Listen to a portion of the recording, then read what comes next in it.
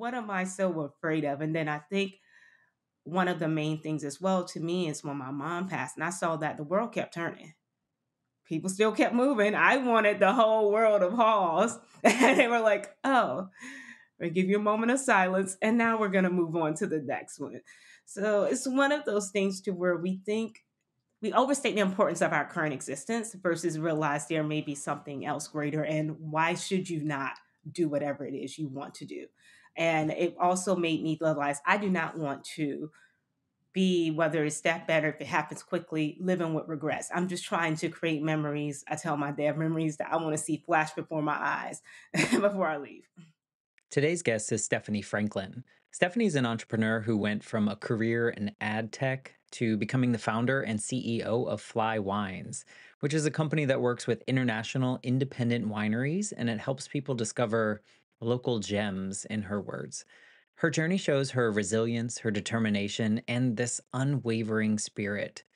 We talk about how a personal tragedy became her catalyst for change. Her story is a reminder that life is fleeting and it's essential not to live with regrets. It's an inspiring tale that underscores the importance of seizing opportunities, taking big leaps of faith, and making the most of our time here on earth.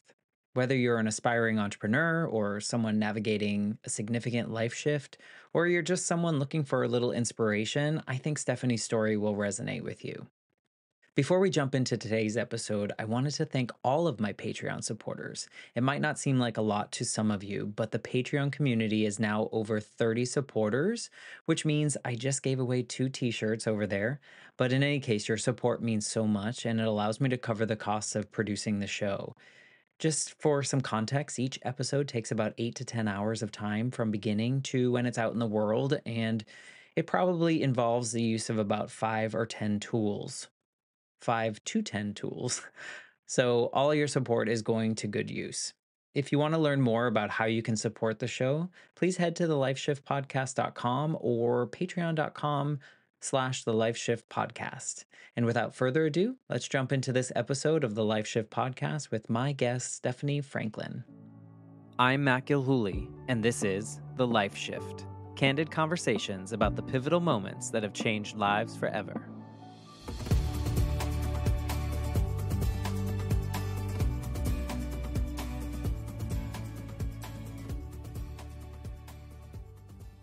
Hello, my friends. Welcome to the Life Shift Podcast. I am joined today by Stephanie. Hello, Stephanie. Hello. Thank you for wanting to be a part of this most fulfilling journey of the Life Shift Podcast. I was telling you a little bit before that it really started as an assignment in a school project. So thank you for being a part of this.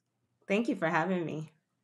It's fascinating to me to think back the version of me, even like 2.5 years ago, before this podcast was even an idea, and to know now that I'm close to 110 people that I've talked to and had the pleasure of having mostly deep conversations about really the human experience and the ups and the downs and the ways that we can move through things that are really hard and or exciting or both, and that we're not alone in this journey. And I know that your story is really going to resonate with people in that way as well. Yes, definitely. Is we do tend to feel a lot of times, which most people feel like, oh, we're the only ones going through things. So it is good. And I share my story just because I know that it can be very impactful, hopefully impactful to someone else. Yeah, you know what I found and so interesting. Sometimes people come on and they have this really like profound story and I'm like, "Oh my gosh, someone listening is going to really attach to like this pivotal moment in their life and like, oh, I'm so inspired by that or whatever that may be." And then I'll hear from listeners behind the scenes. They'll send me a message on Instagram or something like that, and they'll point out some like super like innocuous like a nothing moment if you think about it that stuck out to them, that just hit them on the right day, the right time, and inspired them in a way. So it's like it reminds me that even if we don't connect directly to someone's specific story, there might be something in that journey that people attach to and they find inspiration in. And it I don't know why I never thought about it before. I always just thought like just very surface level, like, oh, well, For me, with having a parent die when I was a kid, I'm like,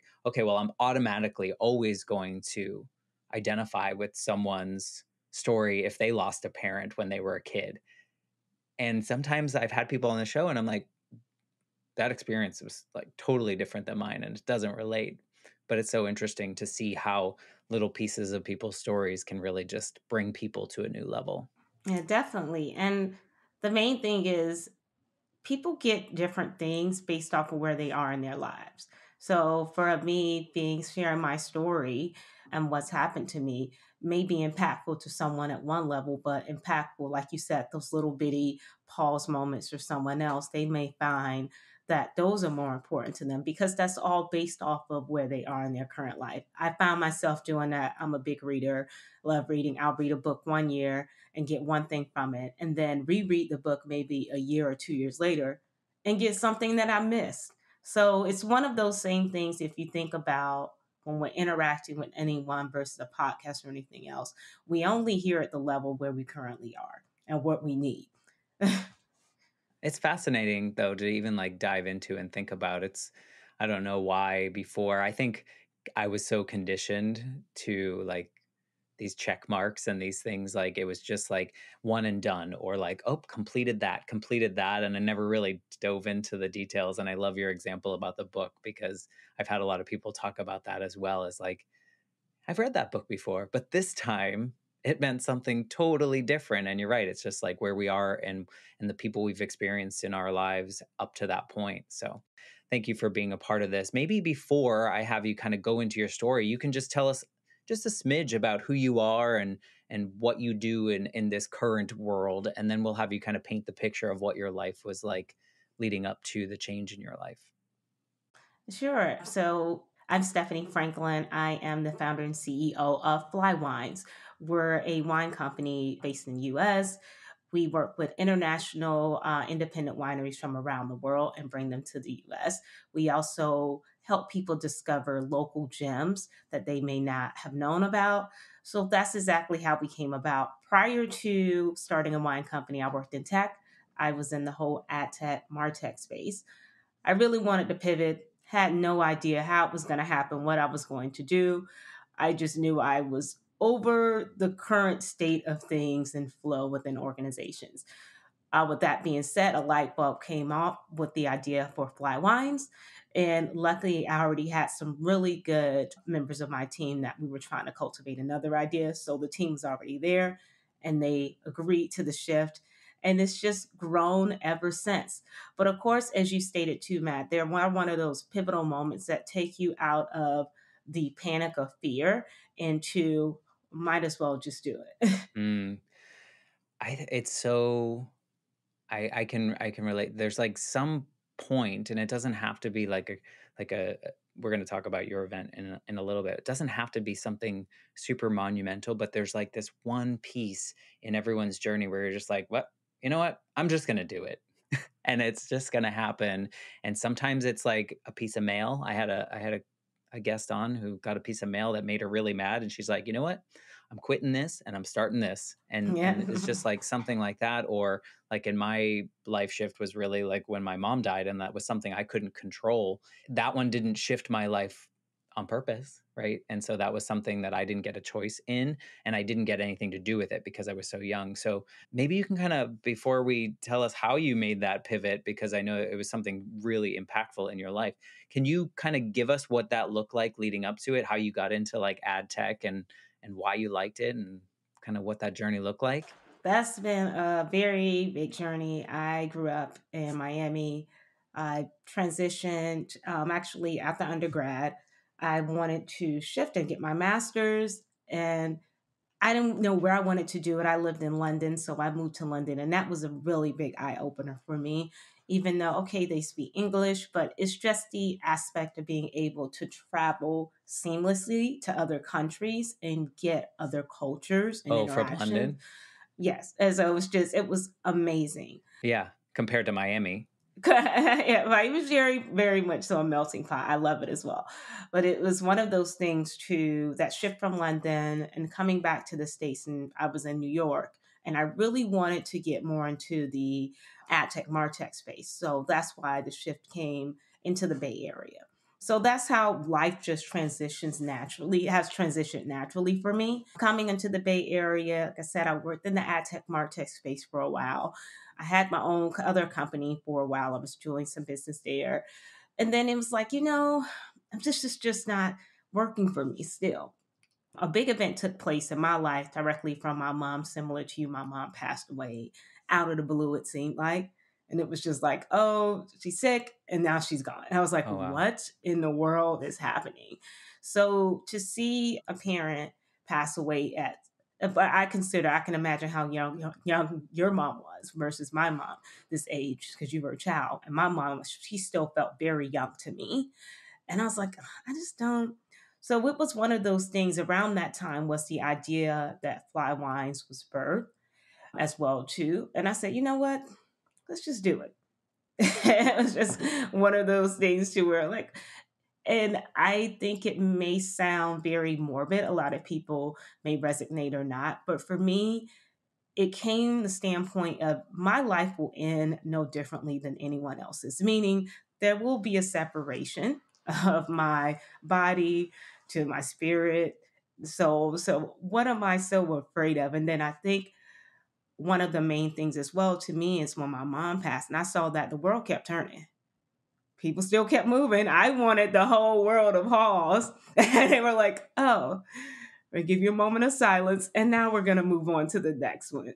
So it's one of those things to where we think we overstate the importance of our current existence versus realize there may be something else greater. And why should you not do whatever it is you want to do? And it also made me realize I do not want to be, whether it's that better if it happens quickly, living with regrets. I'm just trying to create memories. I tell my dad memories that I want to see flash before my eyes before I leave. I'm wondering, growing up, were you someone that was like, because like it sounds like you were moving around a bit. You were kind of chasing. Were you chasing career? Were you chasing opportunities, or were you just moving? Opportunities. Okay, Opportunities. I'm one to where, oh, if it sounds like a good opportunity, I'll just do. I'm like, oh, where's that to hold me back? And I think a lot of times as well too, it resonates because I am a single woman. I don't have any kids. So it so why for not? me, my risk barrier is pretty low. So you were someone that was not necessarily afraid of risk or change or those kind of things. Like, you had done it many times. There was just some kind of, there was a barrier of, well, not even, because you said you had your own business. So what was that barrier that was like keeping you from launching this newer company? Like, why stop there? What was the line? The other company I had, that was just more of a sales tactic. So it was too hands on it. So I couldn't get it to scale without it being so hands on. So it was one of those things. It's not going to work. Let's shift something onto, unless you have a ton of different engineers to back it up or pay someone. And I wasn't that much so at that point in time very passionate about that particular idea. I was passionate about what I do now, which is still just like when sales and marketing and interacting and networking with people. That's what I like most about it. But wine is something I have found a huge passion in, especially once I transitioned to London and experiencing all of those different cultures. And luckily, I moving into the Bay. One of my good friends, who's also our som, he is an Italian som. I always pick at him. I'm like, well, he's a fourth generation, so he really doesn't count. I'm like, it's in his blood. He's been drinking wine since he was like two.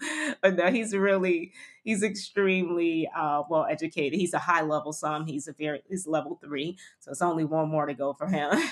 But it's one of those things to where meeting with him and interacting and understanding wines even more has just created and heightened it within me. And I see also how a lot of times, if we can bring the mindfulness to wine as well, which is what we're cultivating in the future, you'll see how that can impact your senses of smelling different wine and scents out and different flavors, how that can impact you in a different way and heighten your senses overall. So you're, I mean, working in the sales and ad tech and martech and those areas before your mom passed. Why didn't you? why didn't you do it before she passed? Was there anything that was like, was there like, because I'm someone that's like, I know I should be, like, I feel like I should be an entrepreneur, but I have zero desire to do any of it myself. Like, I just want to work for the person. Like, I just give me the box, I'll operate in it, and then I'll go home and do like my podcast and do these kind of things. And so, what was drawing you, but like also like, why didn't you do it? Why did it take your mom I dying? didn't have the idea until actually the idea came, I want to say a few months before my mom passed. So she was still in battling in sickness. That's when it really pushed it and we were trying doing research around it. So you didn't have the idea. You just like knew you were good at sales and marketing and I just knew technology and I stuff. was ready for something else. So my partners and I at that point in time, business partners, we were like, okay, well, this seems like a huge lift on this sales idea. And I was like, I don't know. And then actually, I take that back. It was after my mom passed away in September because I'll never forget. It was November. And I said, you know what, guys? I have an idea. Maybe we should. And they were like, oh, and the idea came. I'll backtrack and tell you how the idea was founded overall. I was having social distancing with friends sitting on the porch, San Francisco, on the steps. And she was like, oh, a friend bought me this wine tasting kit. It's horrible. And the packaging was cute and the wine was horrible. And I would never forget. I told her, I could do something like this. And she looked at me like, huh? And I was like, yeah. And at the time, her and her husband, they were playing around with making wines in Santa Cruz. And I said, and we'll have your stuff in. So I was just already starting formulating the vision. Then I met with the team and I was like, you guys, I think I have an idea. And they were like, okay. And I honestly have no idea what kept propelling me to move forward. I didn't know anything about wine. I was surrounded by a few friends that were somms, and I liked wine and I like understanding and uncovering the different senses behind it. I had no idea who ABC was. I had no idea who TTB was. I had no Neither idea how do the I. FDA had anything to do with wine. So it was one of those things to where I'm happy we did it, is that I took the steps for us to do it ourselves without paying a huge up cost and lift to a lawyer, because I was like, well, we have so much time. Let's formulate it correctly to make sure we understand what steps we take. And so when someone else comes into the fold, we know exactly what we're handing over. When you were like achieving and achieving and achieving in your career, was this just like another thing where like there's only so much I can do in corporate? Like I need to go off and build this on my own and create something from scratch. Was there any part of you that was doing this for external kind of validation? I know I talked to a lot of people, like your parents were like, was it something where you were like, I want to build this so other people can like see that I can do it or that it can be done? And you don't have to say yes. No, it's not the case. Mine is more, I just want to build something that allows me the freedom that I really want in life without the constraints of corporate, especially corporate America for me, which is, I was just over the bureaucracy of things. And I was like, what if I could build something that would feel very genuine and inclusive to everyone without it being all the bureaucracy behind it, especially the politics. It's just too much. And I was just overwhelmingly over it. I've always had the inkling, even when I was younger, like, okay, I think I'm better off doing my own thing and building my own vision versus working for others. And it doesn't say that I don't work well with others. I work very well with others, but at the same time, it was just more an internal feeling to where I knew that there had to be a transition or a shift, had no idea what it was. This is not the first company I've started. I've had companies prior, and it's like, okay, well, I'm going to have to transition out. But this was one of those pivotal ones because it had such a huge lift to where I knew that it was going to be very transformational, not only to myself, but to others around me. And I think the main thing is, which is very good for people to know, is because going from one industry to a totally different industry that you're unaware of takes a lot. You have to remove fear. How do you do that? Just focus on the first step in line. And I tell people all the time, focus on what's in front of you. For me, when I was building up Fly Wines, if I had seen the whole picture of what it would have taken, I probably would have been scared. I'm like, I don't know. But what I did and what works best for me, and I think probably works best for a lot of people when facing fear, is to just focus on the step in front of you. I would say, what's paperwork needs to be filled out? ABC says you have to fill out X, Y, and Z. Okay, let's just fill out the paperwork. Now, what do we need to do? We need someone to make a box. Never even realized how much it would cost to make boxes. You think, oh, it's just a box. Like, how much do you want for a box? So it's one of those And things to how many where, do I have to order? yeah, and they're like 100,000. What? 100,000 boxes? Is everyone a corporation? So it's one of those things too where if you focus on that direct step in front of you, it will allow you to face your fear a lot better and not be overcome. And just focusing on the step and don't let your mind wander, because a lot of times we get discouraged and want to see the full picture. I want to see this completely successful before I step into it. Mm, Most of the times, especially when it comes to big ideas, you're not going to necessarily see there's going to be a level of risk involved in it. And luckily, I'm grateful to where I'm not one of those people that are very risk adverse. I'm more of it. Does it make sense? If it doesn't work, we'll just pivot. And that's one thing I can think that I can teach people is that learning to pivot. Don't be so afraid to pivot. I think it's hard though. I Yes. think that society has taught us that when things don't work out, we can be seen as failures, or the outside world might see us as a failure when it's really not. I think we've just absorbed that.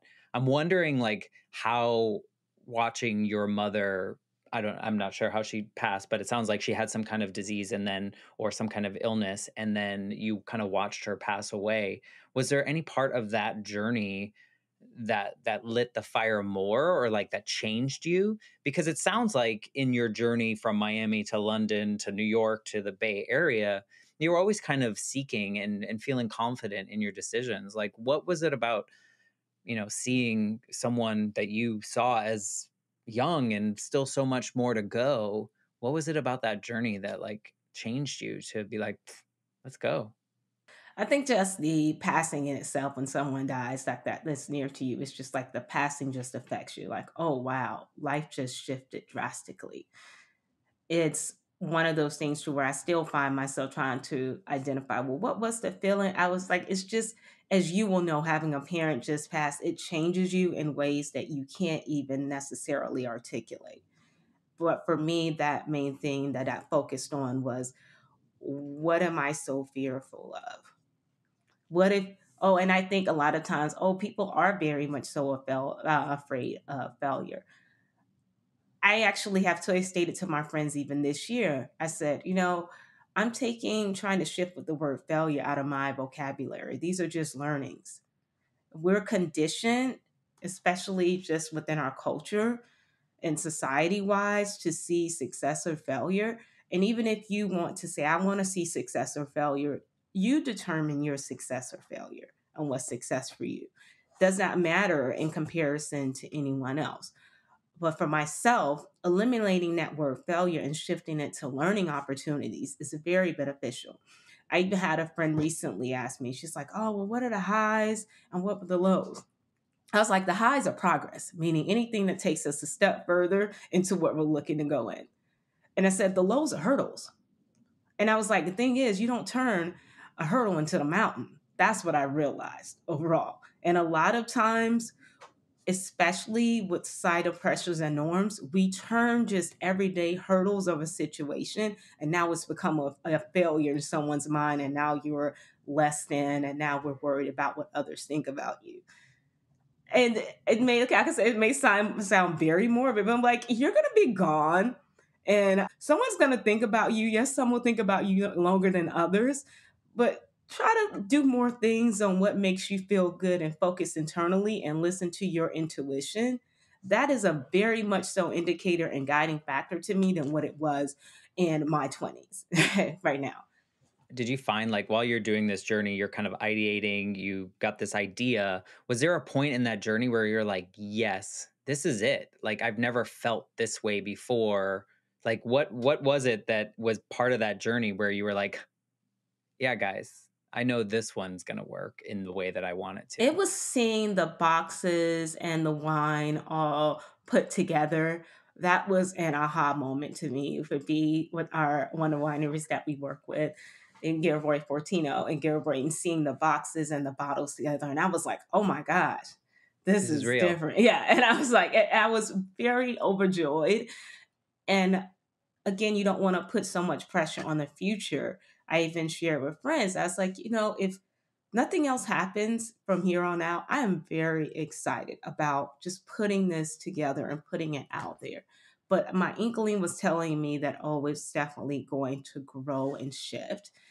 And the way that it's grown and shift even until this standpoint is amazing. And I'm extremely happy about where we're going. But that was one of the pivotal shifts, just having everything almost basically completed. Like, oh, this is from an idea that I had till now. Wow, look at this. And it's real. Did you think about that moment on your stoop when your friend was talking about like, look how great this marketing is, but how terrible this wine is? And you're like, Exactly. look, we've solved both problems. We got beautiful and good wine. Definitely. And that was another pivotal moment at first. Now she spoke of, my mom was very much number one. My friend on the stoop, she actually ended up passing away out of the blue, very young as well, too. And both of those just kind of like, and I was like, what is happening? Impacted me in such a way to where, again, it just keeps pushing you forward. Do you ever feel that you are doing any of this in service to those two that you lost that were so close to you? Like you want to do it for them or you're going to succeed because you want to make sure that they're honored in some way? I want to make sure that they're honored, but I don't want to do this in name of anyone else. Meaning as though you honor your people, because a lot of times, especially in American culture, we're propelled forward into, oh, I'm going to do this in honor of them. That means that we now set ourselves up for some type of possible disappointment for someone else. Versus if we focus more internally and say, I'm doing this for my gut, my intuition, my feeling makes me feel whole as a person, and I'm going to honor these people along the way. That's a different avenue. But when you put so much pressure around, I'm doing this for them, and then when things don't pan out or you don't see the progress as expectations, then there comes a point, and now I feel like that's kind of spiral for sadness and depression. I can't even understand it. I mean, if we're being honest, if people listen to the Life Shift podcast and they hear me, they're like, Matt, you and Stephanie have nothing in common because like and a lot of it probably stems from my mom died in 1989, so around that time, no one was really talking about mental health. No one was really talking about how do you properly help someone, especially a child, grieve this loss. And so a lot of my things that I assumed at that time and took on the responsibility of was to prove to everyone that I was going to be okay, that I Hmm. was going to succeed, right? Whatever that meant. Like you said, it's like you kind of have to define that for yourself. But I think when you're that young, I assumed that I just had to be good. I had to be better than everyone else so that everyone around me was like, oh, he's okay. Like Hmm. he's not going to fall into deep despair. Meanwhile, behind the scenes, I was a big hot mess.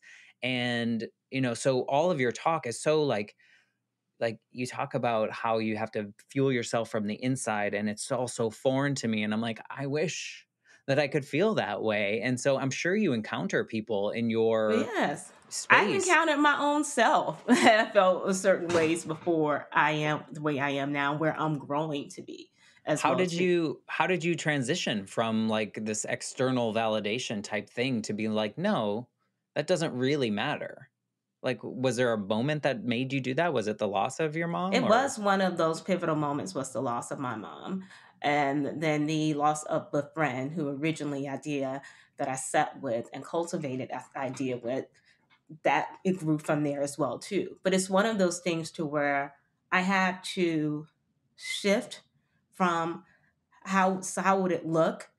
I personally am not a person that loves to be in front of the camera. I do sing, I can sing and do like different things like, but to say, oh, let me sit down and do a podcast or just to chat for an hour, it's not me. So I had to get beyond my personal likes and dislikes and to honor what I was looking to grow Hmm. and to again making sure that I bring my mom and my friend Leah and honoring them along the way with me. So again, it's not putting them and saying doing this for them, but hey, we're on this journey and I'm honoring you as we grow together.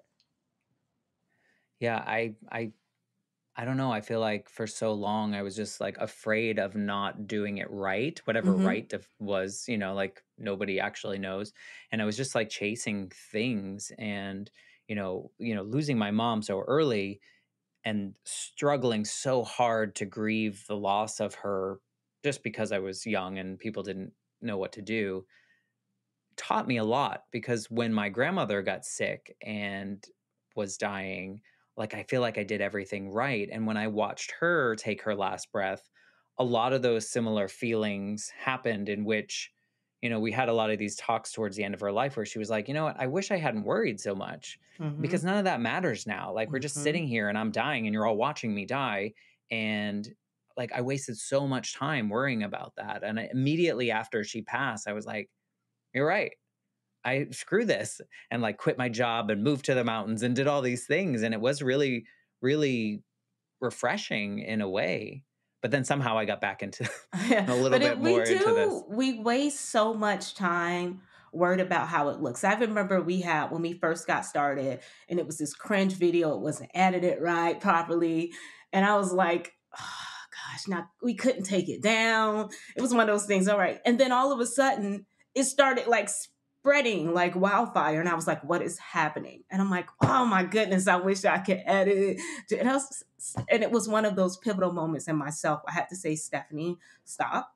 So things don't look perfectly, and maybe that's what resonates with people. We're trying to make things so profound and so perfect a lot of times. Don't get me wrong, we change what we can. My standpoint is I do the best I can now with the current knowledge I have.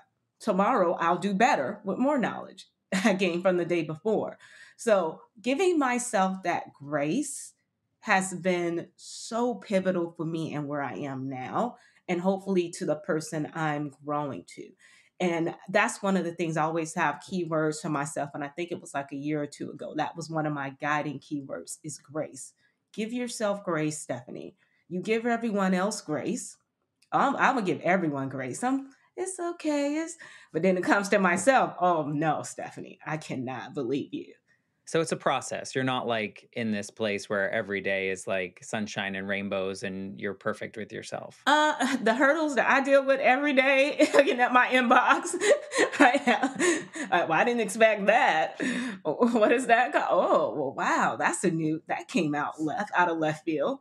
It's, but for me, the keeps it balanced is I don't see them as failures. I don't see them as mountains. I see them as hurdles and Right. learning They're surmountable. experiences. Exactly. As Yeah. I always say this, nothing is insurmountable. And it really is not. Oh no, it is. No, it really is not. Because it's a life, we're an experience that I think a lot of times we get so focused in our head and in our feelings that we're taking away from our existence, which is just to be within ourselves and to enjoy our time here on this earth and to do what makes us feel whole on this earth. And for me, that was the pivotal moment of starting Fly Wines. I felt, okay, this is something I want to do. I'm feeling more in control, not even just in control, but hey, I'm building something that makes me happy. I'm working more hours. I But you enjoy actually a it. friend and say, she's like, how many hours you work? I'm like, we don't ask questions like that. Like you I just do can't count it. that high. Yeah, it's just it's enjoyment of it. And I realize it's not the working aspect. You want to do things you enjoy and you count the hours less because you're enjoying it more. Right. You're not dreading getting to the end of the day. Maybe some days you are, but in general, you're not dreading the next step because it all feels right in right space. So, like, what's the timeline? If we're looking, you left corporate America when you built to when, and when did you get that box in the hand? Like, what does that timeline look for you? It was really at the end of last year, corporate America shifted when the whole shifts happened with the layoffs. And from then on, I was like, okay, no, I'm going full time into Fly Ones. Like, oh, yep. And we were at that point to where the boxes hadn't arrived yet, but they were en route and everything was in motion. So we were in a really good place. Oh, and then funny enough, out the blue, realized that we were going to launch, thinking we were going to launch it in November last year. You should change your license. Okay, ABC, let's upgrade the license. Oh, that requires another department.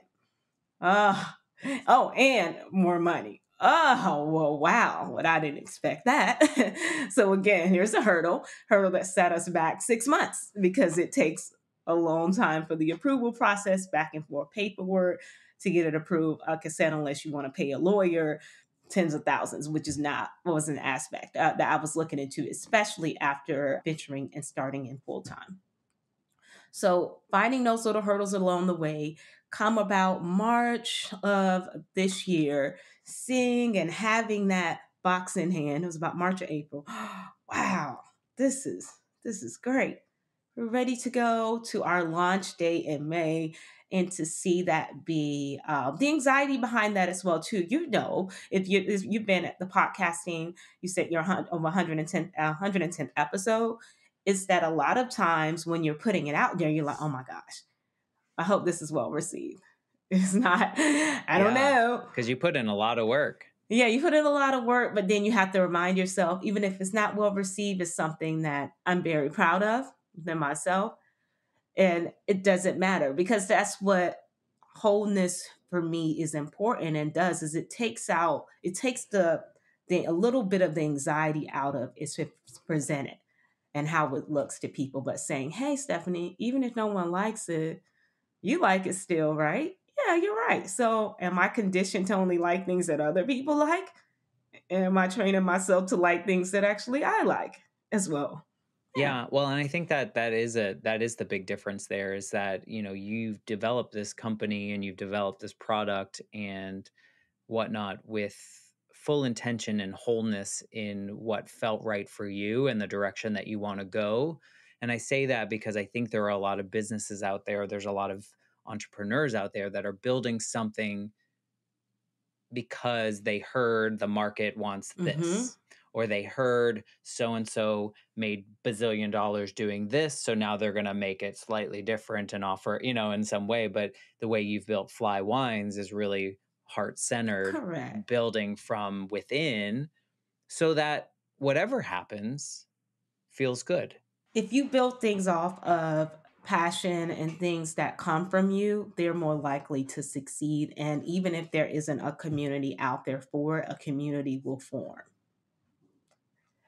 I mean, and I will say something so funny. You could cut it out if you like. Like, even people that are like, oh, these foot fetish people, there's so many websites and everything out there that you would never think a community of these people exists.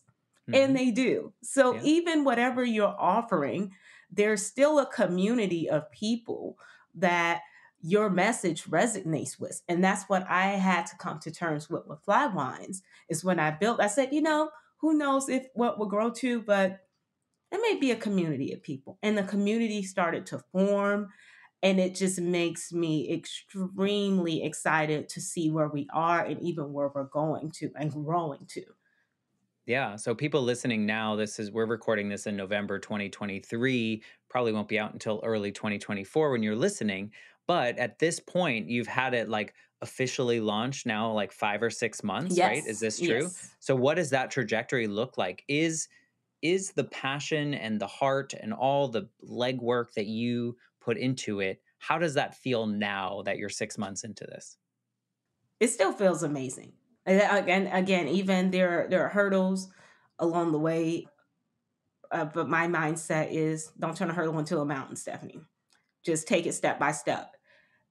Especially upon this entrepreneur journey, you cannot afford to let things like deteriorate in you and become mountains because you have a team underneath you that's looking to stay, okay, you're the guiding factor.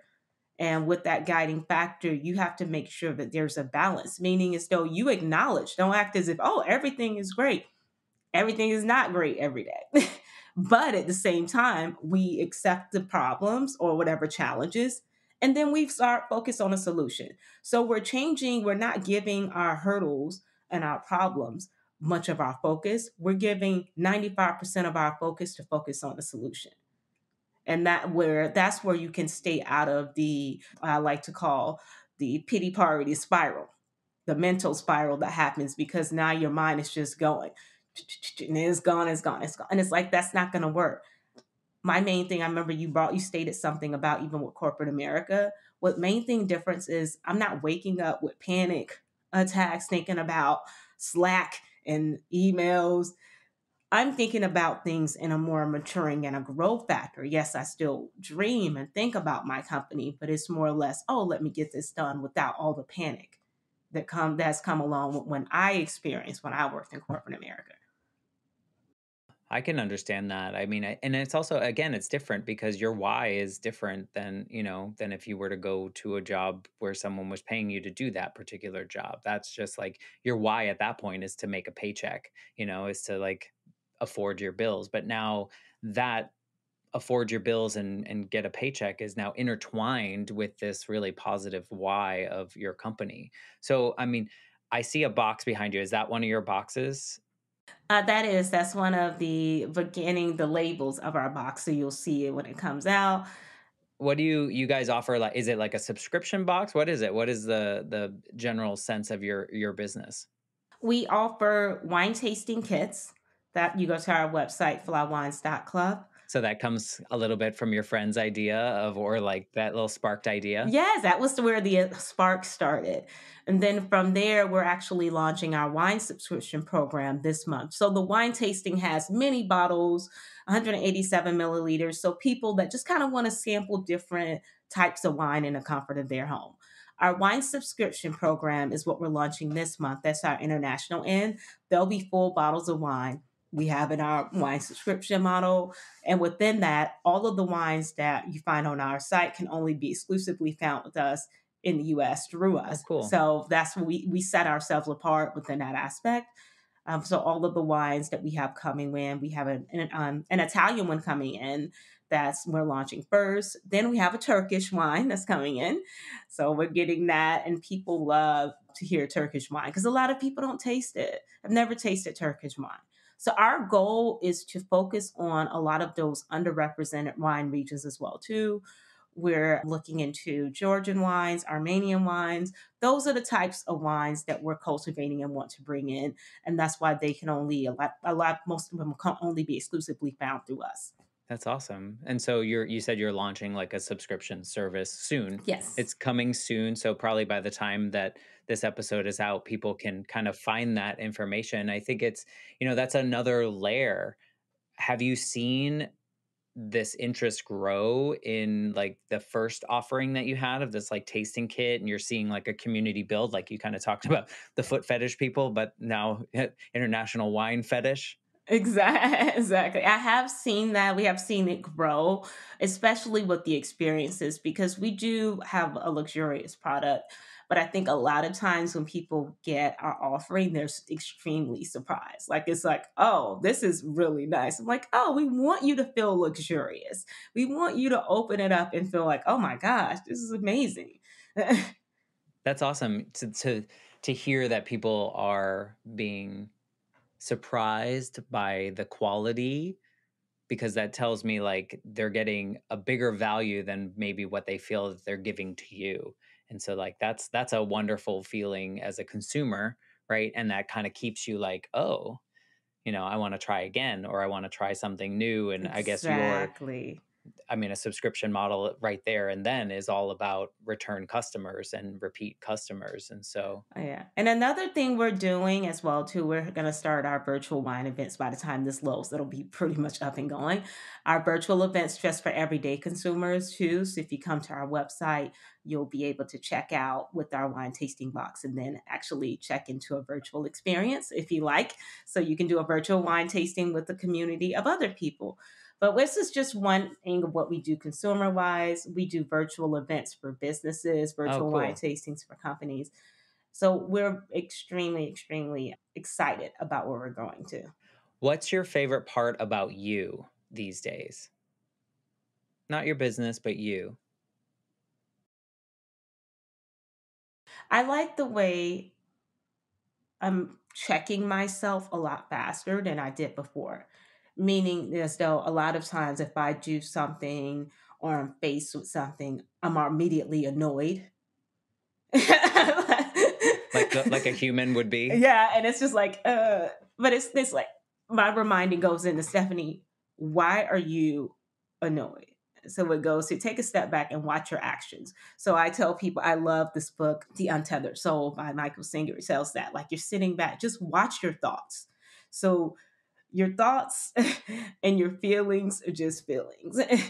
So and it was one latest lady said it, which was perfect to me, is that your feelings are just different options. They're not the resolution, like the end of the day. It's a feeling. So, and most of the time, those feelings can be off of core characteristics or just learned patterns and habits. So, taking that step back, and when I immediately get annoyed with something, I take it more internally. Like, what's really annoying you about this person? What's unsettling within yourself? Because this person is just being what their current state and energy level is. So it's not addressing it from the external with that person's actions a lot of times. Not saying all the times, a lot of times, but going internally and saying, oh, I'm triggered because I'm still very impatient. So you're finding that time is shorter, in which Exactly. like your Versus it. turnaround time is much quicker Exactly. of finding that. So like the before times when you were in corporate America, that you feel that that's like probably the biggest change in you. Yes, of course, because it's like, oh, I'm still annoyed with this person from the other day when they said that at a meeting. I can't believe they said that. Versus now it's, okay, person said something. Oh, Stephanie, you're triggered. Oh, that's because you don't like to hear people talk about other people, or you're just still dealing with your impatience level. So take a breath and focus on your breathing that will calm your impatience. And now you can able to deal with this situation or this dialogue differently versus letting your feelings guide your dialogue. What do you think your mom would say if she saw all the things you were doing now? I think she'd be very, very proud. My friends say that she'd be so happy. Oh, she'd be proud. Proud mom telling all of her friends. First She's customer.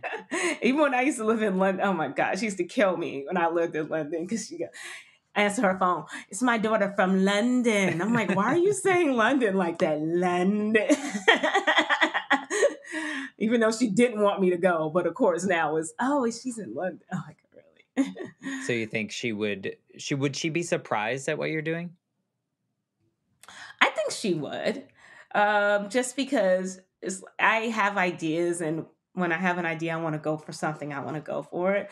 She'd be like, "Oh, wine, okay," but she'd be right on board. Like my dad is the same. Just they're very much so accepting people. Is that what you want to do and shift on? Okay, great. And they'll be Very your cheerleader. apprehensive.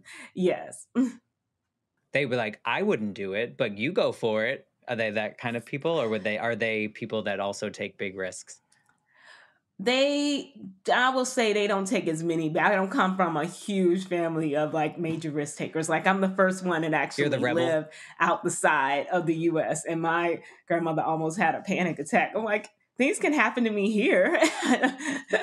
And so, it's just that my parents have taught us to be very outgoing and to believe we can do anything. So I think they'd be very proud of the fact that, oh, you're actually believing you can do that. I don't know if you can do it, but I'm happy you believe it. So because if you believe it, now I believe it.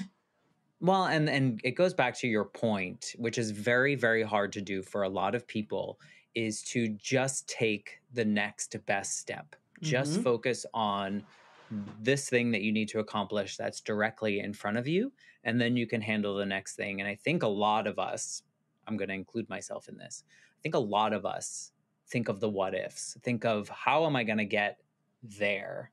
It's so far away.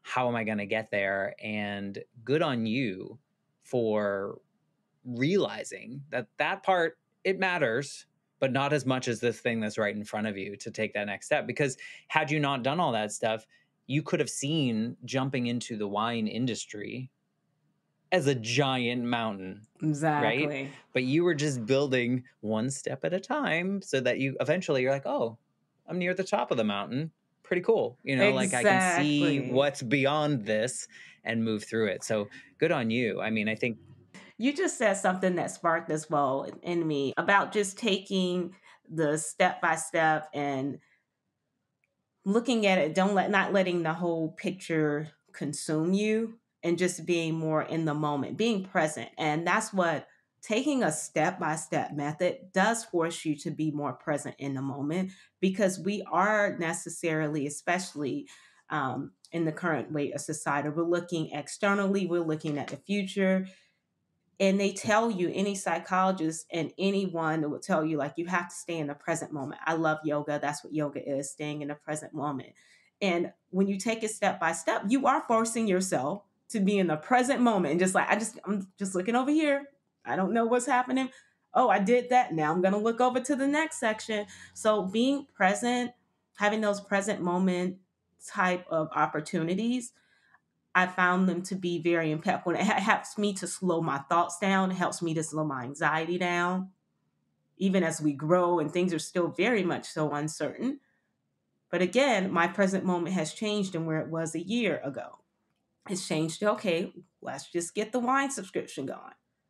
I think that's good advice. I was just editing an episode that my guest, he, very much lived in this kind of anxious and also depression and pieces and always worrying about the future and those kind of things. And really what helped trigger his journey to feeling a little bit better was deciding to ride his bike to work 9 miles each way because you're forced to, like you say, be in the present. You have to see everything that's going around you or you could Yep, die, like people could run exactly. you over. And so it forced him to stop worrying about 10 minutes from now, 2 hours from now, 3 months from now, but like stick here. And he learned to enjoy that present. And I think that's a good point for entrepreneurs or just people in general, is to like just just see what's around you and not rush to the future, because at some point, I mean, you're never going to catch the future, right? It's always you're always going to be in the present, but you're never going to catch the future because it's always out there. So I think that's a really good point and something to think about, especially when you're trying to grow a company. Yes, yes. I actually said to a friend the other day, I was like, we need to keep the vision without the expectations. Expectations have timelines on them. You say, "Oh, I expect to get this in this time frame." The vision is just a vision. You don't know when it will come to pass. You're just staying focused on the vision. And I had to write that down for myself when I am going through it mentally. But the expectations, leave the expectations. I don't have a time frame of when it's going to happen. Just keep in the vision, and then you'll realize as you keep in the vision, things will happen and evolve without the whole expectations. And a lot of times self disappointment is aligned with expectations, not the vision. So I've separated mentally the two, and that's what I'm working on now. Here's a vision without the expectations. If you could go back to the version of Stephanie working her tail off in ad tech and martech, knowing what you know now and knowing the hurdles and the successes and the trauma and the grief and all the things that you were going to go through, is there anything that you could go back to that Stephanie and tell her or give her any advice? Stop trying to jump through hoops to meet other people's expectations to tell you them that you're worthy. Because a lot of times, especially in corporate America, I found myself doing a dance of showing that I'm worthy. I mean, you do the other day, and then you realize, actually, these people have their own thoughts going on. Maybe they just work well with somebody else, but you going through all these hurdles and jumping through things, it's not necessary because you're taking away or going away more from your core self, and you're forming an identity, or you're aligning yourself and identity now with that person's expectations because of how it makes you feel. Because you feel you're growing up a ladder and you feel now you're accepted. I don't want my growth internally to just be off of someone else's acceptance of me. Which I think nicely aligns with the idea of not creating this company or whatever you do in the future for someone else, right? You can bring them along with you, but you're doing it for you. It's an intrinsic value, it's an intrinsic success and that feeling. I think that's a good, piece of advice just for anyone, is to like stop trying to impress everyone else. You know, like impress yourself first. Like do what makes you Exactly. happy and feels right and fulfills you. I feel that same way with this podcast. The world will tell me how to run my podcast, but if it doesn't feel right, I'm not going to do, it's not going to work, you know, it's not going to work in the way Exactly. that I want it to. So I appreciate you sharing your story and sharing more about your entrepreneurial journey and how some of these really hard moments in your life reminded you that this is about your experience here on this earth and not other, you know, and not living for other people. If people want to learn more about like fly wine or get in your circle, or what's the best way to like be in your orbit? Definitely go to fly wines wines dot club club. So we're the club. Are you on social or all that information's We there? are. We have. You can We want find to see us that cringe anywhere. video. That go to social. You can see the cringe video on Instagram, which I'm like, oh my gosh. But definitely go and check it out. We're at Instagram. We're on TikTok. We're on Twitter. We're everywhere social provides. Just at flywines.club. Awesome. Well, thank you for being a part of the Life Shift podcast, sharing your journey. I know there are going to be entrepreneurs and other people out there that hear some of the things that you've shared today. And like we said, when you read that book for that second time and you hear something new, something's going to resonate with them. So just thank you for just being a part of this journey. No, thank you for having me. I thoroughly enjoyed chatting today. We will share all the links and whatnot in the show notes so people can reach out to you and connect with you and check out your subscription service and your virtual events. And hopefully, you still have those wine tasting boxes at the same time as well. Yes. And for those of you listening, if something that Stephanie shared today hit you in the right place, or there's someone out there that you know that needs to hear her story, please share this episode with a friend. I think that's the best thing that we can do to help people feel a little less alone in this journey here on the earth. And hope that you have a great day. And we'll be back next week with a brand new episode of the Life Shift podcast. Thanks, Stephanie. Thank you.